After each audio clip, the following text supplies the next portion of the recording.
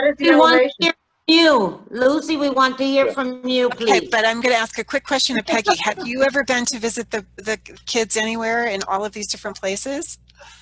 No, but Petra and Jonathan came to visit me here in Austin probably about 10 years ago. That's my guess. So, That sounds about right. That's really neat. Yeah.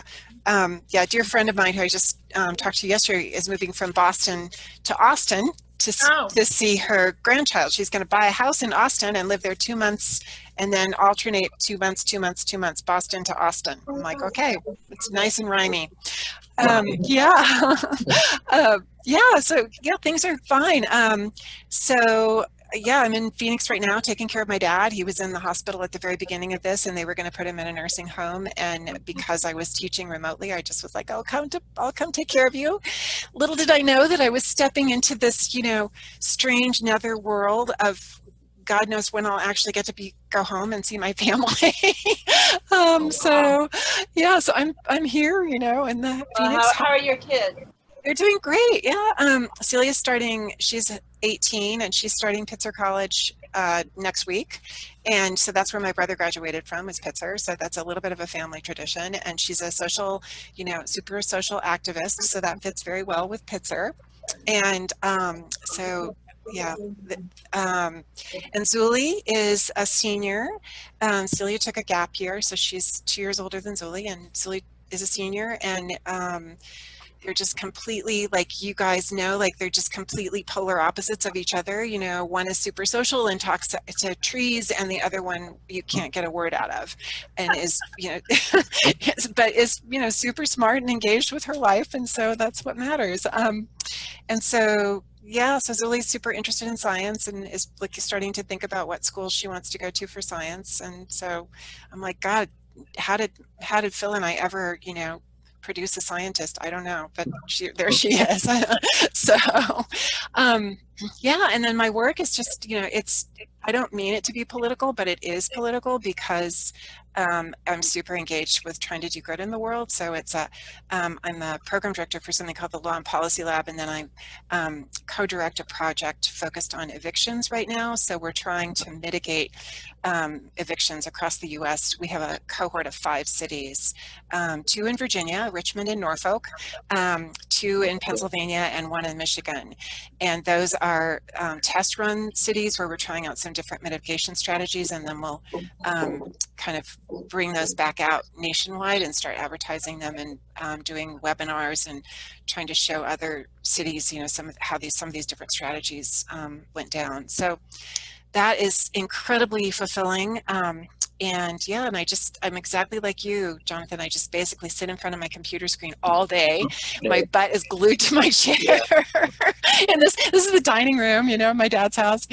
And so, you know, he's on the other side of the house and he watches, you know, his news, like in his baseball games. And that's kind of our life right now. So, So how long have you been there? Check out the lawsuit that I'm working on right now is with my landlord, because it's about this issue.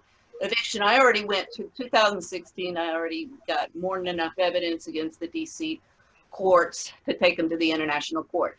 But he said, because I told him, I said, look, unemployment's not paying me. And he said, that's your problem. I said, well, no, sir, it's actually both of our problems. So if you want to bring this into a public policy dispute and lawsuit, go ahead, get on the gravy train. I got them all over the place. So he told me he was going to kick me out and get me living in a tent on the street. I'm like, well, they've been trying to do that for 13, 14 years, you guys. Yeah. So it hadn't happened yet. So let's go. So anyway, that's kind of what we'll, you know, I told them, I said, no, I'll pay you the percentage of what I'm getting. You get on your get out of your, you know, room and stop poking, you know, stringing your guitar. He's a retired lawyer. I said, all you landlords get together and you go scream bloody murder to the unemployment, and you tell them that they need to get that money into the people's hands so the people can pay their bills. And he said, "No problem." I said, "Well, I'm working on my presentations. I'm working on The my." landlords are the sticking point in this, and yeah, we're just now starting outreach to landlords to try to figure out what the barriers are that keep them from actually managing these, you know, and mediating these kinds of evictions. But I mean, Lucy, if the landlords are a bad faith, it doesn't do any good. But you guys, I hate to do this, but I have to go in 2 minutes. I have a meeting. My meeting is with my team and literally at 2. And I'm so thankful that we were able to get together and do this. And like when Duran sent me the link and it was 1 o'clock and I'm like, I can do it. I've got a 1 hour moment, you know, yes. Well, I didn't tell you what time it was in Arizona. I had no idea. But I did say, well, you know, it's 4 o'clock Eastern time. So 1 o'clock Arizona time. It worked out perfectly. But I would love to see all of you. Kendra, yes, I'm going to come to Telluride. I would love to go to Colombia. My daughter is fluent in Spanish. She was supposed to be in Peru. Well, right here I have a 3-bedroom house. 2 are empty because my kids have given up their rooms. And I have plenty of room. So, yes, Peggy, let's go. I'll meet you down there. And I have downtown Chicago. When you know, I don't have a big place, but I do also stay at my sister, my But girlfriend. you know the museums, and I love museums. Yeah, so it's spectacular. Oh my goodness! When I went there and I saw the prices of the museums, I was like, "Oh, everything we are is free in spoiled DC. Washington. Well, in We are DC, spoiled." y'all are spoiled by what's free. So, yeah. But they're great, and I know all Thank the you, spots. Lucy. Thank Have a you, nice Lucy. I Great love to you guys see you. all. So All much. right. Love Great you. seeing you. Fabulous you. to see you. All right. Good Take seeing you. care. Thanks Bye. for joining me. Bye-bye. Bye.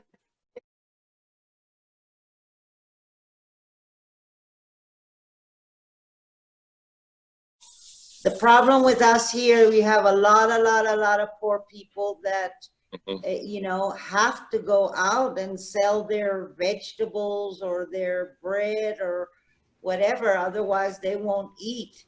Well, it's that That's situation. a problem. I mean, it's that. See, that was one of my points to one of the economists and stuff I wrote to lately.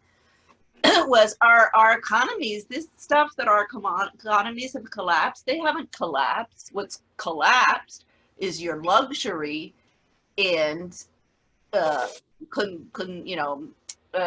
products and services, but all of your basic services, you know, your grocery stores, your, you know, food and clothing and the necessities, that's still there. And so you really need to make sure that the money is getting to the people, because if those funds don't get to the people, they can't spend it and get it into the economy. Yeah. And then it'll be the middle class really of that, you know, reinforcing the economic power there, that you will keep your economy strong. Right. So that Yeah. when the markets collapse, they just injected $3 trillion. If they come from the bottom up, it would be better. So, And they just injected $3 trillion. So when that rubber band snaps, it's gonna snap hard. And so then when that happens, your base economy, the meat and potatoes of your economy is still solid.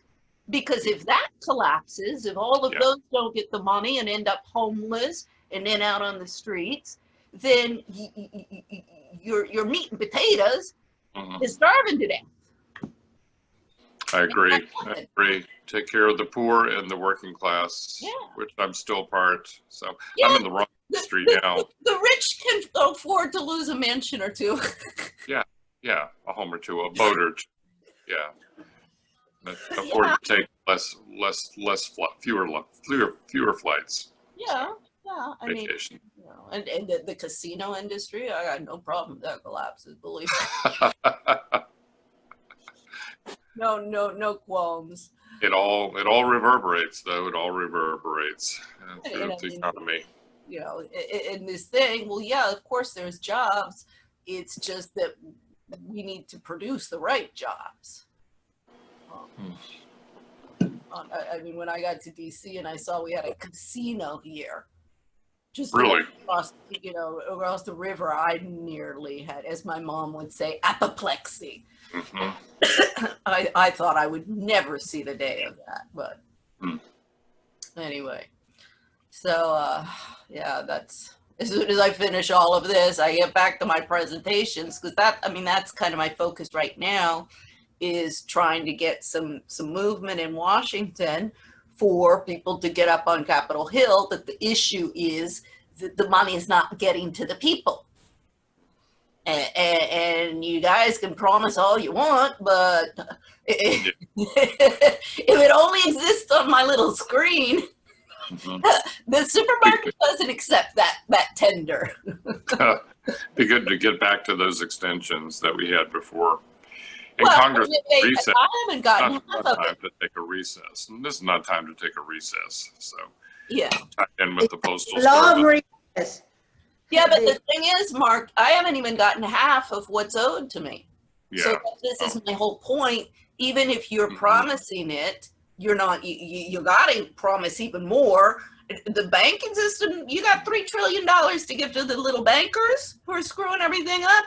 Oh, you got more than enough for 3 trillion, 5 trillion, 10 trillion for the people. If you got so much money for the banker, you certainly got more. But even if you get that, if you don't get it out, because this is a huge problem right now. And I've been trying to get journalists, I've been trying to get, as usual. And Carl Bernstein, Bob Woodward, Juan Williams, Walter Pincus are all sitting on a hot potato, and they're just sitting on it. I'm like, you guys did Deep Throat. I'm bigger than Deep Throat. You won't do anything about it. But anyway. Mark, who do you think's gonna win November 3rd? Depends how the pandemic is going, how the economy is going. I agree with Quinby. If they don't renew in the interim, if they don't renew some of these extensions, our economy is going to further slide, because there's no support for the poor and the working class, of which I'm still part. I'm Biden and Harris are ahead in the polls now, but it could be tightening. But we'll see. Yeah, we'll see. Yeah, we'll see. It so much depends on what's going on in the economy. I mean, the problem is Biden's going to be more The economy, of Obama, empty promises and empty rhetoric. So, well, I think at least Obama spoke about them. This guy doesn't speak about them. I was watching part of the convention last night, and I was amazed.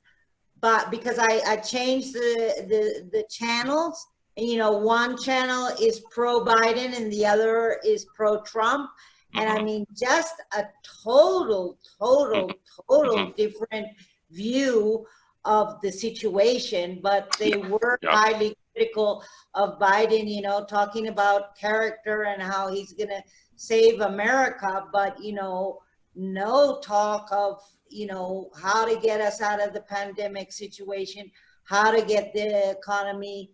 They have a plan. They have a plan, and it's just, can it be enacted? Obama pushed it so far, and in terms of a relatively good economy, I mean, he handed over a good economy to Trump, and now this world situation happens, and our market's crashing. So it's a complicated formula.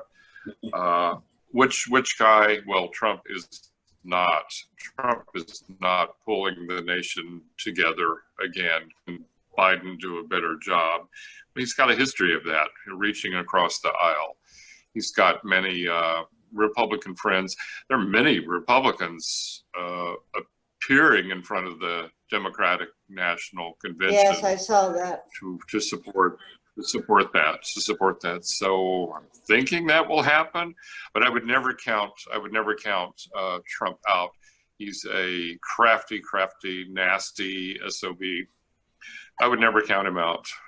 So, Well, he's not very smart. So that's I mean, that's what I was like, oh gosh, we got Ted Cruz, he's smarter than Trump, and I was worried about that one. But the thing, Mark, is with the oh my God, I 2008 worked so hard. I worked so hard to defeat him, Ted Cruz. But you know, and Beto O'Rourke came closer. Beto O'Rourke was the most successful Democratic candidate in all of Texas history. Our state is racing towards being completely purple, you know, 50-50. And I never thought I would live long enough to see that. Yeah, I'm fine with that. Best of Democratic ideas and Republican ideas. I get it. You know, moderates, independents. So, no, a shakeup is coming here too. I mean, Texas is in play, and it's always been a solidly red state. So, Yeah, we'll see. I reached out. You know, my mom, excuse me, but my mom was a big Ted Cruz supporter. Mm-hmm. I remember when she was talking to me about Ted Cruz, I was like, oh Lord. But Mark, one of the problems is the 2008 collapse. They didn't address the underlying problems. They just kicked the bucket down the road with the $1 trillion injection by the Fed and the lowering of the Fed rates. And they've played the same game. They lowered it again. It's too low. You have no incentive for savings. You know, and this is why when that collapsed, because for so long you have no incentive for savings, so much is being injected into the financial markets, all the different ones, and they keep on expanding and expanding. You got Bitcoin, and don't even get me started on that. I wish money invested. I wouldn't worry. As I said, don't get me started on that. No. I would not a cent there. I wish I could benefit from the gains. Then I wouldn't worry about working. I'd go on my merry way. I'm talking long-term stuff. Long-term, we have to take care of the poor and bring the poor out of poverty. In terms of Bitcoin, that's not going to last. No. Bring the poor out of poverty. Help the working class. Mark, help the working class. Mark, he didn't give, Obama didn't hand over a good economy to Trump.